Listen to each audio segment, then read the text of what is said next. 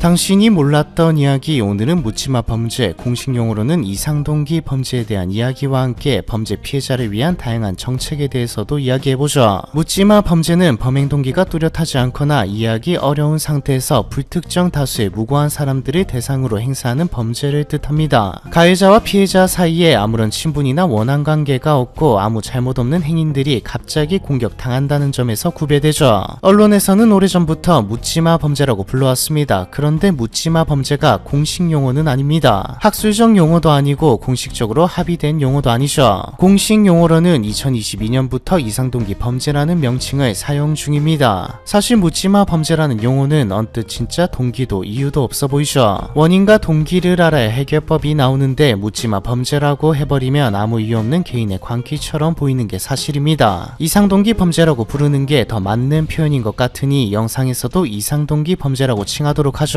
이상동기 범죄는 오랫동안 적어도 한국에서는 큰 파트를 차지하는 범죄가 아니었습니다. 오히려 일본에서 자주 일어나는 범죄의 종류라고 생각했죠. 실제로 일본에서는 많이 그리고 과거부터 이상동기 범죄가 이루어져 왔습니다. 일본 경찰이 인지한 사건만 2007년부터 2016년 10년간 한 해 평균 7건꼴로 발생했죠. 도리마라는 표현도 있죠. 도리마는 문자 그대로 풀이하면 길거리의 마귀라는 뜻입니다. 뜻은 면식 없는 사람을 대상으로 벌어지는 잔혹한 범죄이고요. 길거리의 마귀라는 표현에서 알 수 있듯 일본 사람들에게 이상동기 범죄가 주는 공포는 상상 이상임을 알 수 있습니다. 하지만 이제 한국도 더 이상 이상동기 범죄에서 안전한 국가가 아니죠. 물론 SNS의 발달과 언론에서 자주 다루기 시작하면서 더 주목받는 면이 없지 않아 있습니다. 워낙 충격적이기도 하고 주목을 많이 받는 사건이기도 하니까요. 실제로 지금 이상동기 범죄가 많이 늘어났냐라고 물으면 확답할 수는 없습니다. 하지만 최근 형사정책연구원에서 2019년부터 2024년 총 5년간 이상동기 범죄가 383건 발생했다고 발표한 것을 보면 절대 적은 숫자는 아니라는 것은 확실해 보이죠. 사실 이상동기 범죄는 늘어난다 줄어든다도 중요하지만 일정 수 이상 우리가 사는 사회에 발생한다는 것 자체가 중요한 포인트입니다. 다른 범죄들은 사람 사는 사회에서 안 일어날 수가 없는 범죄이기에 범죄 발생 추이와 다른 국가와 비교한 통계가 무척이나 중요하지만 말이죠. 왜일까요? 여타 다른 범죄들과는 발생하는 원인이 다르기 때문입니다. 우리가 범죄라고 인지하고 있는 것들은 치안을 강화하고 처벌을 강화하고 또 검거율이 높아지면 발생률을 줄일 수 있습니다. 그런 범죄는 원한관계, 금전 목적, 그릇된 욕구처럼 발생 목적이 정확히 있기 때문이죠. 심지어 사이코패스 연쇄 살인마라고 해도 원하는 바가 명확하죠. 그렇기에 자신의 범죄를 감추기 위해 수를 쓰는 것이고요. 원하는 바를 얻고 싶을 뿐 인생이 망가지는 건 원치 않거든요. 하지만 이상동기 범죄의 경우는 원인이 다릅니다. 가장 큰 원인이자 동기는 사회에 대한 분노의 표출이죠. 이상동기 범죄가 무작위에 무고한 사람들을 대상으로 삼는다는 점 때문에 대상이 없어 보이는데 사실 이상동기 범죄의 가해자도 분노의 대상은 존재합니다. 바로 자신과 사회죠. 이상동기 범죄는 가해자 개인이 쌓은 분노와 불만이 인계점을 넘어 폭력으로 분출된 것으로 이해됩니다. 지난 2014년 울산의 한 버스 정거장에서 버스를 기다리고 있던 대학생에게 흉기를 휘둘렀던 사건이 있었습니다. 그 사건의 범인인 장성환의 경우 직장도 없고 가정에도 불화가 있는 자신의 처지를 비관하면서 대한민국이 싫다라는 말을 했죠. 삶에서 겪은 실패와 좌절을 사회의 탓으로 규정짓는 겁니다. 이렇게 책임 전가의 과정을 거치고 나면 사회에 막연한 적개심을 품게 되죠. 사회 때문에 불행을 겪는 일종의 피해자가 되었다는 망상에 사로잡히는 겁니다. 여기서 한 단계 더 나아가면 또 응축되면 분노가 외부에 표출되죠. 심지어 충동적이지만도 않습니다. 상당수 이상동기 가해자들은 흉기를 준비하고 장소를 물색하는 등 치밀한 계획을 세우죠. 2008년 일본 아키하바라에서 발생한 무차별 살상 사건의 범인 가토 도모이로는 인터넷에 예고글까지 남겼습니다. 순간의 분노 폭발이 아닌 오랜 기간 누적된 사회에 대한 분노를 표출하는 것이니까요. 여기서 조금 더 들어가 보죠. 앞에서 일정 수 이상 우리가 사는 사회에 발생한다는 것 자체가 중요한 포인트라고 한 거 기억나시나요? 사실 이상동기 범죄의 발생은 과거부터 어느 정도 예고되어 왔습니다. 이상적인 상황, 경제 호황에다 실업률도 낮고 성장률도 높은 상황에서도 나고자는 있기 마련이고 개인적인 이유로 불행한 사람 또 사회에 불만을 가진 사람은 존재하죠. 이런 상황에서는 이상동기 범죄가 발생하더라도 극히 드문 사례일 뿐입니다. 이상동기 범죄가 일정 수 이상 발생한다는 것은 그만큼 사회 상황이 안 좋다는 뜻이죠. 심각한 사회 문제들이 그 사회에 병처럼 퍼져 있다는 뜻이거든요. 이 이건 일본의 사례를 보면 더 와닿을 것 같습니다. 이상동기 범죄의 발생이 예고되어 왔던 것 자체가 일본에서 일어난 사회 문제들이 한국에서도 일어날 것이라 예측되었기 때문이거든요. 일본 법무성은 2013년 무차별 살상사범에 관한 연구를 통해 범인들을 인구 통계학적으로 분류하고 범행 형태와 시간, 장소, 방법과 특징까지 분석했습니다. 이렇게 분석해서 나온 무차별 사건의 가장 큰 동기는 처지에 대한 비관과 사회적 고립, 경제적 고립이었죠. 일본 내각부 조사에 따르면 직장생활 부적응, 지병, 취업 실패, 등교 거부, 대인관계의 어려움, 학교생활 부적응, 입시 실패를 겪은 히키코모리가 이상동기 범죄 가해자의 특징이었습니다. 즉 사회와 경제 문제가 만연해지면 이상동기 범죄의 발생도 증가한다는 말이죠. 일본의 경우 1990년대 버블 붕괴 후 이어진 장기 경기 침체를 이상동기 범죄 증가의 배경으로 봅니다. 청년층의 대량 실업 사태와 더불어 취업 빙하기로 불린 세대는 대학에 나와도 아예 취업 자체가 어려웠고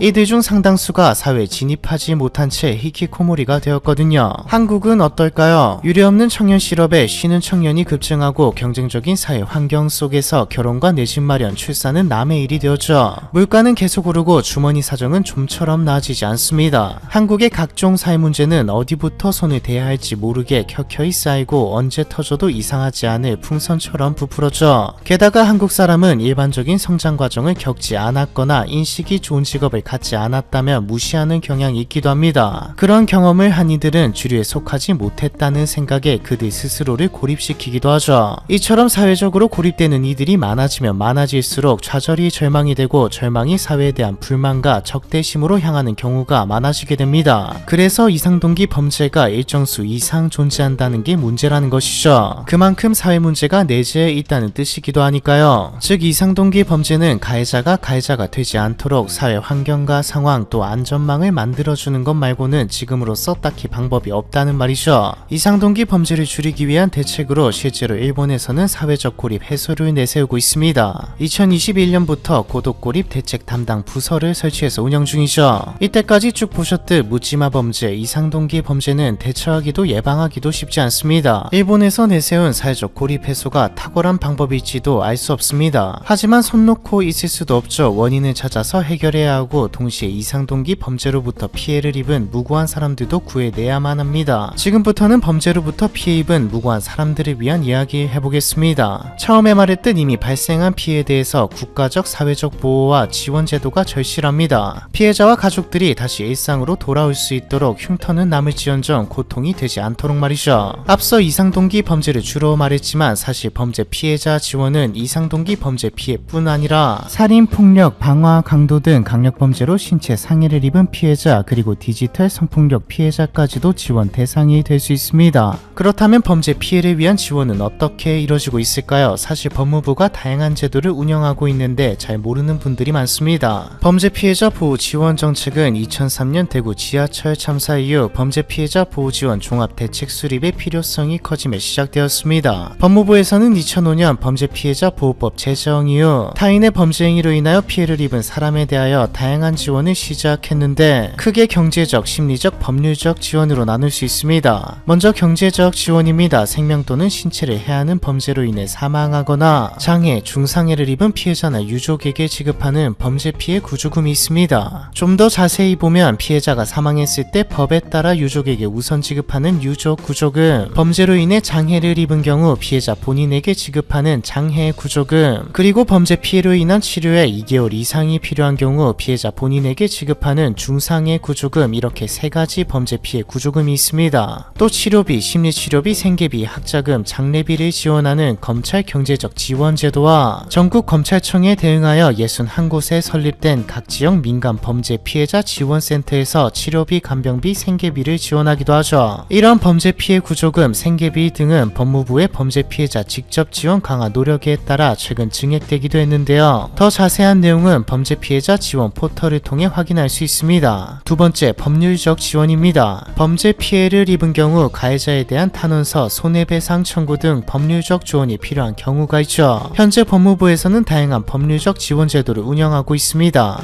모든 범죄 피해자들은 각 지역별로 배치된 법률 홈닥터를 통해 간단한 법률 상담을 알기 쉽게 받을 수 있으며 성폭력, 아동, 장애인 학대 등의 범죄 피해자는 피해자 국선 변호인 제도를 통해 전담 변호사가 피해자를 돕습니다. 특히 성폭력, 아동학대 등 사건의 경우 진술 조력인이 수사 및 재판 과정에 참여하여 피해자의 의사소통을 돕기도 합니다. 또한 각 지역별로 있는 법률구조공단을 통해 의견서 작성부터 필요시 소송 대리까지 다양한 법률적 지원을 진행하기도 합니다. 세 번째, 심리적 지원입니다. 강력범죄를 입은 피해자의 경우 외상 후 스트레스 장애, 즉 PTSD가 발병하기도 하는 등 심리적으로도 많은 피해가 있죠. 이런 강력범죄 트라우마를 전문적으로 치료하는 기관인 스마일센터가 있습니다. 정신과 전문의, 임상심리 전문가 등 심리치료 전문가들이 강력범죄 피해자의 심리적 회복을 도울 뿐만 아니라 임시주거, 법률 지원 등 다양한 지원도 실시하고 있죠. 이렇게 대표적인 세 가지 지원 제도 외에 더 다양하고 세부적인 지원 제도가 있지만 당장 범죄 피해를 입은 당사자가 나에게 어떤 지원이 필요한지, 내가 어떤 지원을 받을 수 있을지 정확히 알기 어려운 게 사실입니다. 여러 가지 지원을 받기 위해 여기저기 왔다 갔다 해야 하는 불편함도 있었고요. 그래서 2024년 7월 법무부가 서울 대방동에 범죄 피해 원스톱 솔루션 센터를 개소했습니다. 원스톱 솔루션 말 그대로 다양한 지원 서비스를 한 번에 한 곳에서 종합적으로 제공하는 기관입니다. 피해자별 맞춤형으로 제공하죠. 앞서 말씀드린 경제적 지원, 심리치료, 주거 지원 등 다양한 지원을 포함해서요. 방문 후 전문 상담사와 의논하여 피해자분에게 필요한 서비스를 체계적, 종합적으로 연계 지원해주기 때문에 마음 편하게 방문할 수 있습니다. 원스톱 솔루션 센터는 서울 여성플라자 3층에 위치해 있고 검색하면 법무부 홈페이지에 더 자세한 내용을 알 수 있습니다. 1577-1701번으로 연락해서 궁금한 점을 물어봐도 되고요. 홈페이지를 비롯해 댓글에도 정보를 적어둘 테니 많은 분들의 관심 부탁드립니다. 이상동기 범죄 그리고 법무부와 함께한 범죄 피해자 보호 지원에 대한 이야기, 이번 편은 여기까지입니다.